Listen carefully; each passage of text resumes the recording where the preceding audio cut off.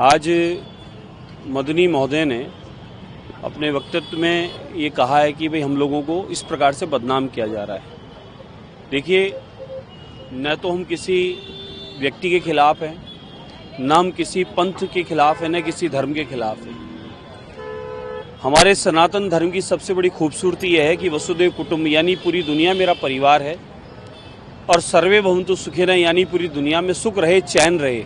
ये प्रार्थना अगर पूरी दुनिया में कोई करता है तो सनातनी करता है।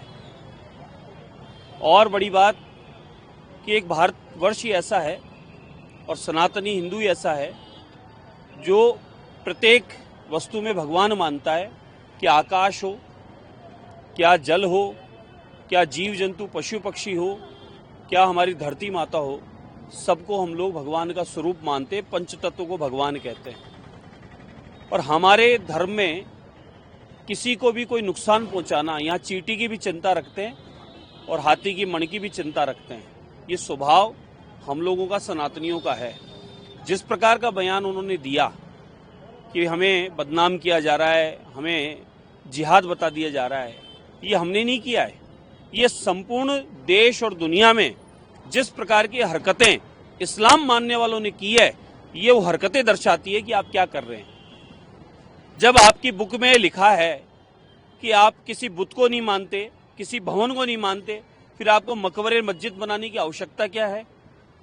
फिर आप मकबरे मस्जिद के चक्कर में पड़ी क्यों रहे हैं, जब आप इन सब वस्तुओं का आपकी पुस्तक में नहीं लिखा है? आपकी पुस्तक में लिखा है कि जो हमें नहीं मानता वो काफिर, उसे मार दो। ये हमने तो नहीं कहा, ये आपकी पुस्तक कह रही है। और अपने पंथ को चलाने के नाम पर आप लोग धर्म पूछकर गोली मारें, वो कहां तक उचित है? इसलिए हम न किसी धर्म के खिलाफ है, न किसी पंथ के खिलाफ हैं। हम लोग तो सबको अपना परिवार मानते हैं और भारत का सनातनी, पूरी दुनिया में रहने वाला सनातनी पूरी दुनिया को वसुदेव कुटुंब मानता है और सबके सुख की कामना करता है। हमारे धर्म की खूबसूरती यह है कि हम सबके हित की बात करते हैं और परमात्मा की प्रार्थना में भी सारे जगत की हित की प्रार्थना करते हैं। ये तो इस पंथ में, आप लोगों के चलाए मूवमेंट में यहीं पर दर्शाया जा रहा है ऐसा कि जो नहीं मानता उसे मार दो, उसे काट दो।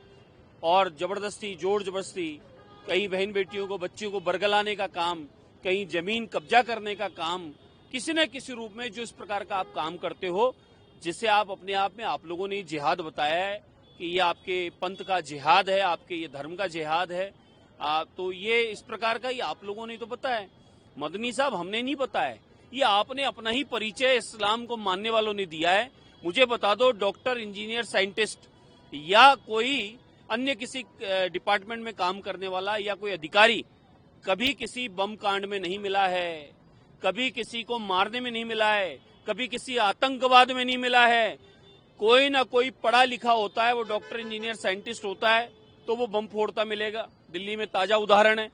और कोई अगर अध्ययन नहीं भी किया, मदरसा में पढ़ा है, तो वह मदरसा छाप क्या करेगा? पत्थर मारेगा, गोली मारेगा, बारूद मारेगा। ये पूरी देश और दुनिया में मूवमेंट चल रहा है।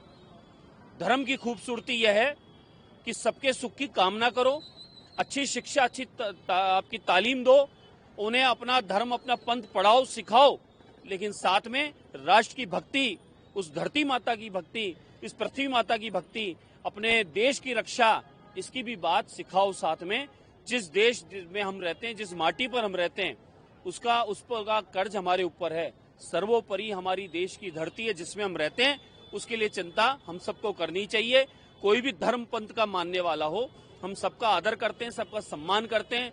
हिंदू होगा, मुस्लिम होगा, सिख होगा, ईसाई होगा, अन्य किसी पंथ को मानने वाला होगा, हम सबकी एक ही ड्यूटी बनती है कि अपने धर्म की शिक्षा लेकर और अच्छे कर्मों को आगे बढ़ाएं और अपनी पीढ़ियों को भी दें, न कि उन्हें इस माहौल से किसी प्रकार की कट्टरता और कोई गलत चीज सिखाकर और कहीं ना कहीं देश में रहकर देश विरोधी काम करें। ये उचित नहीं है। इसलिए अपने बयानों को गलत तरीके से पेश करके आप जो बता रहे हैं वो ठीक नहीं है।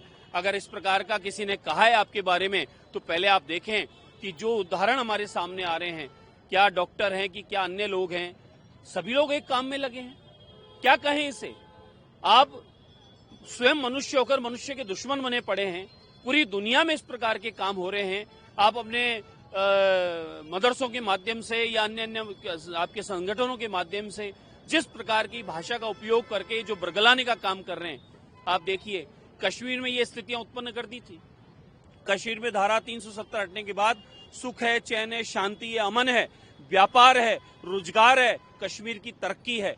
ये आदरणीय प्रधानमंत्री नरेंद्र मोदी जी के नेतृत्व में जिस प्रकार से संपूर्ण देश में विकास चल रहा है, कश्मीर अछूता था, आज कश्मीर में भी विकास हुआ है। उस विकास को, उस कश्मीर की अमन चैन शांति को किसने नुकसान पहुंचाने का काम किया? धर्म पूछकर, बंदूक चलाकर, गोलियां मारकर बहनों के सुहाग उजाड़ने वालों ने किया। कौन लोग थे वो? कोई राम था, कोई श्याम था, रमेश, सुरेश, नरेश था? कौन था वो? हर जगह कोई न कोई मुल्ला मौलवी ही क्यों किसी आतंकवाद में निकलता है, बम फोड़ने में निकलता है, किसी दुर्घटना में निकलता है, वन बनाने में निकलता है, किसी न किसी संस्था के माध्यम से निकलता है। हमारे देश में रहने वाले सभी संप्रदाय को मानने वाले हमारा परिवार है, उनके प्रति हमारी अटूट श्रद्धा है, उनके प्रति हमारा उनका सबका सम्मान है, लेकिन उन लोगों को कदापि माफ नहीं किया जाएगा, उनके प्रति कभी भाव नहीं आएगा। जो लोग इस देश में रहकर देश विरोधी काम करते हैं, वो भले मैं हूं या आप हो या अन्य कोई और हो, ये बात का भी ध्यान रखें।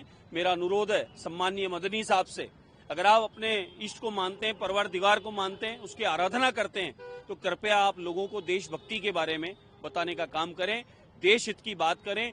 देश पहले, नेशन पहले, राष्ट्र पहले, हमारी धरती जिस पर हम रहते हैं वो पहले, हमारी मदरलैंड पहले, इसके लिए भी कहना शुरू करें। और देश के यशस्वी प्रधानमंत्री इस प्रकार से पूरी दुनिया में उनका काम बोल रहा है, उनका सम्मान बढ़ रहा है, हमारा भारत का सम्मान बढ़ रहा है। आप देखें 2014 के बाद आतंकवाद विरोध जीरो हो गया, देश विरोधी काम करने वाले लोग यहाँ से पलायन कर रहे हैं, देश का ऐतिहासिक विकास हो रहा है, हर हाथ को रोजगार मिल रहा है, बिना किसी भेदभाव के, क्या रहीम हो क्या राम हो, सबको प्रधानमंत्री योजना का लाभ मिल रहा है, सबको मकान मिल रहा है, सबको शिक्षा का अधिकार मिल रहा है, सबको हर क्षेत्र में कहीं ना कहीं उनकी उन्नति हो रही है। जिस प्रकार से आदरणीय प्रधानमंत्री नरेंद्र मोदी जी ऐतिहासिक काम कर रहे हैं, बिना किसी भेदभाव के काम कर रहे हैं, तो आप सोचे पूरी दुनिया में भारत तरक्की की ओर बढ़ रहा है। और सबसे बड़ी बात कि आर्थिक शक्ति तीसरे नंबर पे पायदान पर भारत पहुंच रहा है। आप सोचो आने वाले समय में 2000 जो हम आगे का जो देख रहे हैं, 47 का जो भाव देख रहे हैं, आने वाले समय में हम लोग भारत नंबर 1 होंगे, पूरी दुनिया में भारत तिरंगा पूरी दुनिया में नंबर 1 होगा।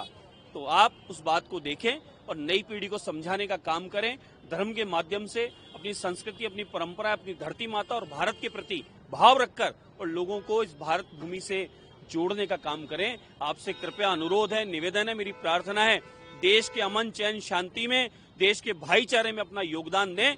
खाली इस बात का ध्यान रखें कि देश विरोधी लोगों का आप सहयोग न करें, तभी आपकी बात सत्य होगी, अन्यथा आपने जो कहा वो सब हमारी नजर में मिथ्या है।